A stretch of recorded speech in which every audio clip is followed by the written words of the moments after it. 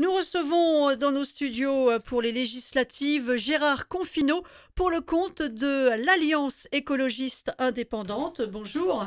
Bonjour. Alors pour commencer, faisons connaissance avec vous. Pouvez-vous vous présenter en quelques mots, âge, profession, ville de résidence, parcours politique, engagement associatif?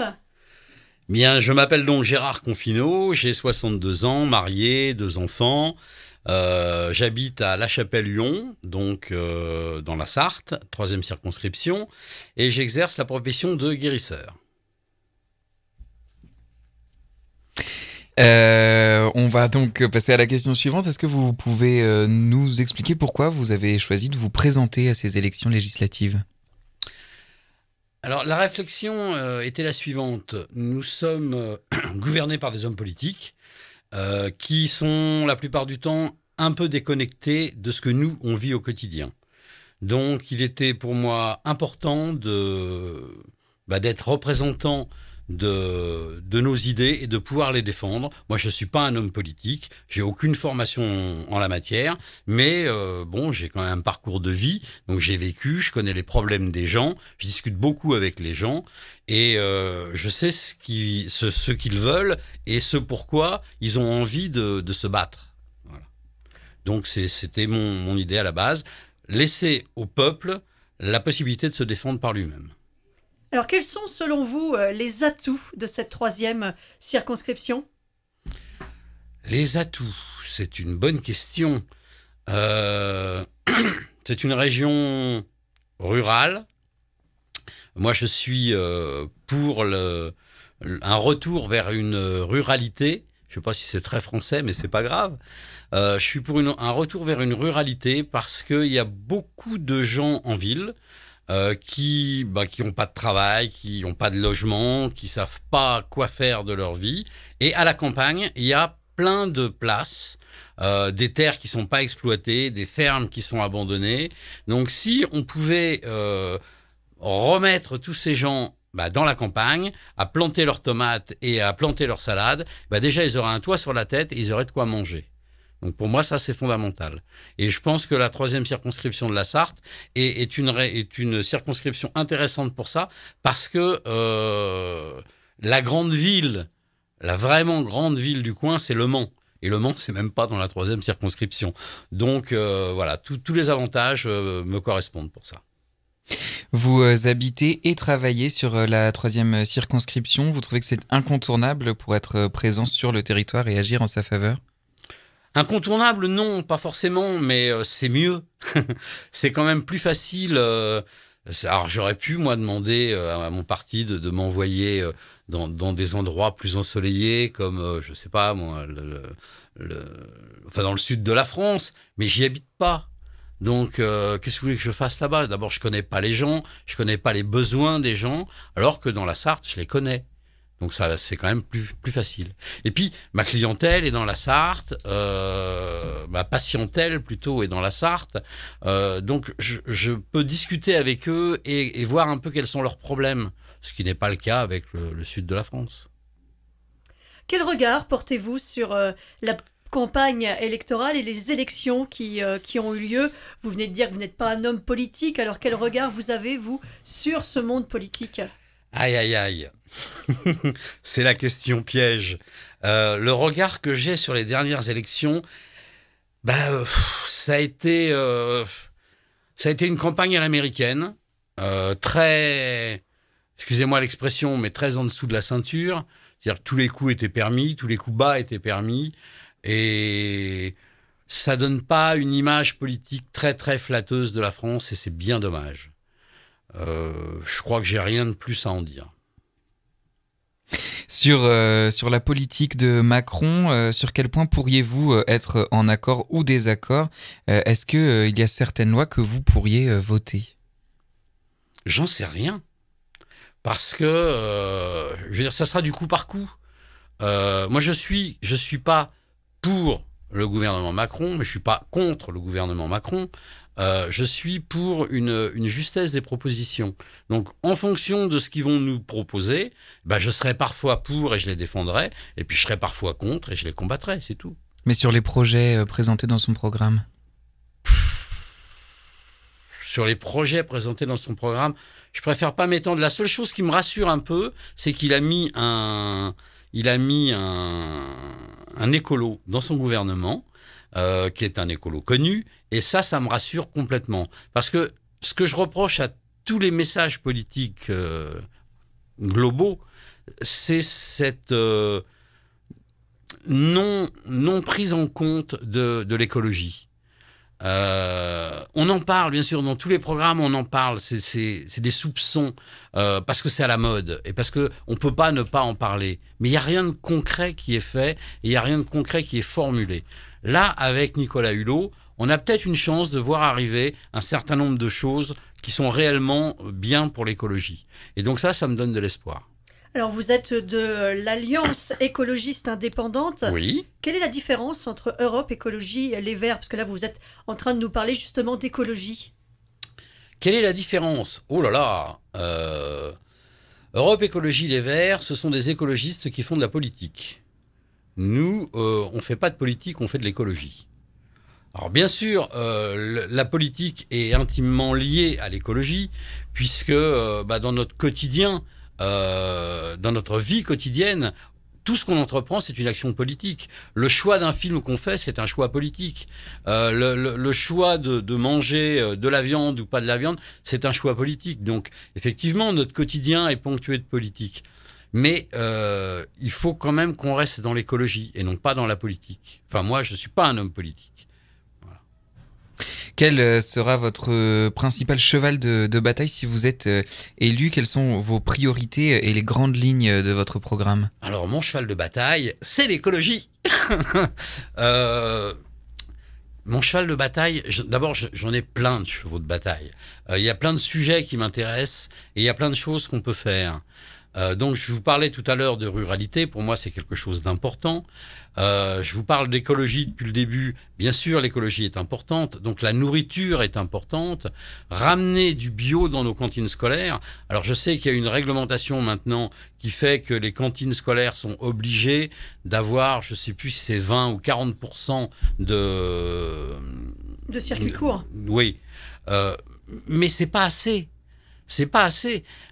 Pourquoi est-ce qu'on va manger des tomates à un moment où il n'y a pas de tomates? Alors on les fait venir d'Espagne. Eh ben non. Si jamais ça devait pousser toute l'année, ça pousserait toute l'année. Donc vivons un peu selon les saisons et selon ce qui pousse chez nous.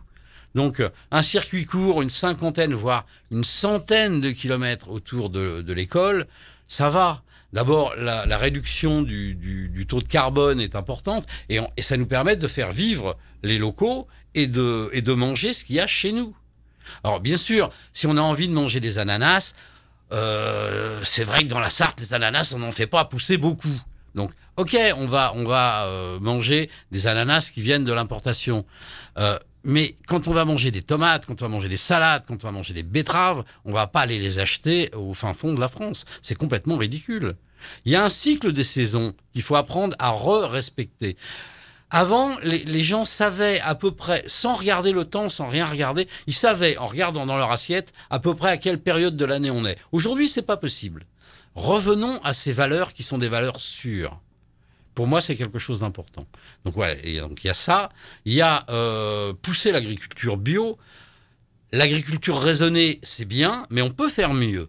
Mais déjà, c'est bien. Donc, si on faisait passer déjà tous les campagnards, enfin tous les agriculteurs en raisonné, on aurait déjà fait un grand pas.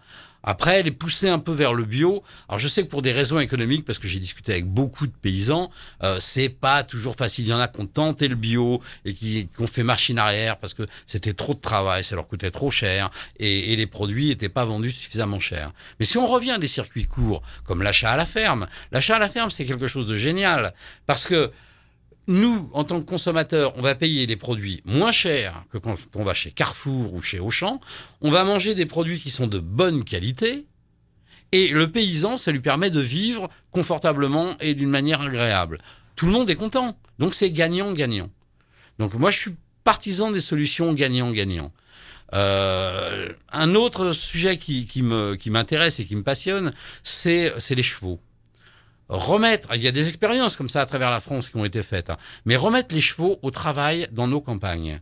Et pas que dans nos campagnes d'ailleurs. J'ai vu un reportage de plusieurs villages, je ne sais plus où exactement en France, où on faisait le ramassage des poubelles avec des chevaux de trait. Eh ben, c'est génial. Pourquoi ? Parce que ça crée une animation dans le village. Les enfants sont contents de voir passer les chevaux. Et bien sûr, un cheval, ça fait pas du dégât carbone, mais ça fait caca dans les rues et c'est pas beau, c'est pas propre. Mais n'empêche que dans ces villages où c'est fait, les petites mamies qui voient passer les chevaux et qui voient que le cheval est en train de faire son petit crottin, ben ils sortent avec leur petite pelle et ils ramassent le crottin pour mettre dans leur jardin. Et leurs carottes et leurs tomates, elles sont vachement contentes. Donc ça crée une émulation, ça crée une vie. Et ça permet aux gens aussi de reparler entre eux. Les gens parlent plus entre eux, c'est dommage. Et à la campagne, c'est quelque chose qui est agréable. Les gens se parlent. Donc il faut entretenir ça et créer des événements qui vont permettre aux gens de se rapprocher et de vivre un peu en communauté, comme on faisait autrefois dans les villages. Alors, qu'avez-vous pensé de la polémique autour des attachés parlementaires, puisque si vous êtes élu, évidemment, vous aurez sûrement un attaché parlementaire. Quel sera, selon vous, à votre avis, voilà, votre fonctionnement si vous êtes élu député ? Je trouve ridicule la polémique qu'on a fait sur le non-emploi des gens de sa famille. Parce que c'est vrai que quand on a un poste, un emploi ou un poste important comme député, c'est bien de s'entourer de gens en qui on a confiance. Si on n'a pas confiance dans sa femme ou dans ses enfants, en qui avoir confiance ?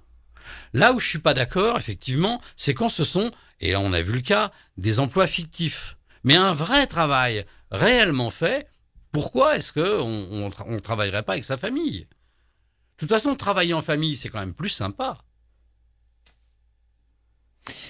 Votre avis et votre position sur la loi sur le non-cumul des mandats ? Je suis pas non plus forcément d'accord sur le non-cumul des mandats, à condition que ça soit raisonné et que ça soit pas n'importe quel poste. Qu'on soit ministre et député, je conçois complètement que ce soit pas possible. Mais qu'on soit député et maire de son village, alors je dis bien maire de son village, parce que si on est maire d'une ville comme Paris, on peut pas être en même temps député, c'est pas possible. Mais moi je vois à La Chapelle-Lyon, 350 habitants, à peu près. La mairie est ouverte 3 après-midi par semaine, et encore pas très très longtemps. Donc le travail du maire est quand même léger. Mais le député qui est en même temps maire de sa commune peut faire des choses pour sa commune. Et il a le temps de le faire. Il a le temps de faire ses 2 mandats. Maintenant, effectivement, si il est maire du Mans, je pense que ça prend beaucoup de temps. Donc être député en même temps, c'est pas possible. Donc là, c'est pareil. C'est à chaque fois, ça devrait être du coup par coup. Faire des lois pour interdire ceci ou autoriser cela, c'est complètement imbécile. Il faut étudier les choses au cas par cas, parce que chaque cas est différent. C'est un peu comme moi dans mon métier, quand je vois des patients, si vous venez me voir parce que vous avez mal à l'épaule, et que quelqu'un d'autre vient me voir parce qu'il a mal à l'épaule, c'est pas le même mal. Donc je vais pas forcément le traiter de la même manière. Donc à chaque fois, c'est du cas par cas. Alors, votre campagne, là, pour terminer cette Oui. interview, passe par quels moyens de communication ? Vous avez une profession de foi. J'ai pas encore vu d'affiche avec votre portrait. Ça passe peut-être par d'autres moyens, peut-être votre site, Facebook, ou des réunions publiques, des rencontres sur le terrain ? Alors Facebook, bien sûr, puisque j'ai créé une page Facebook pour les législatives. Ça passe par ma communication par mail, par différents autres moyens. Les affiches, je les attends, on est un petit peu en retard, il va bientôt y en avoir. Des prospectus, pareil, je vais dans les derniers temps arroser les marchés. Réunions publiques, je ne sais pas si j'aurai le temps d'en organiser. C'est un peu compliqué. Mais bon, il y a tous les moyens médias qui existent, la presse, la radio, merci de m'avoir invité. Voilà, grosso modo, les différents outils que j'utilise, quoi. Vous avez une équipe pour vous aider dans cette campagne ? J'ai 1 ou 2 personnes qui me donnent un coup de main, mais c'est vrai qu'on n'est pas très riche en personnel dans la Sarthe. On est très très très peu nombreux. Autre chose, vous avez encore quelques secondes avant de terminer cette interview. Vous aimeriez insister sur un point ? Que les gens se parlent. Retrouver cette solidarité qu'on avait dans le temps. et qu'on retrouve que dans les cas de grosses catastrophes. Il y a quelque chose qui est assez extraordinaire, qui m'a toujours stupéfié, c'est de voir que quand il y a un accident dramatique, tous les gens se mobilisent. Et spontanément, ils viennent proposer leur aide. Dans la vie courante, non. Il faut qu'il y ait une catastrophe. Ben, il n'y a pas besoin d'une catastrophe. On peut s'aider les uns les autres. Donc, n'hésitez pas, votez pour moi. C'était Gérard Confineau pour l'Alliance écologiste indépendante. Merci. Parfait. Eh ben,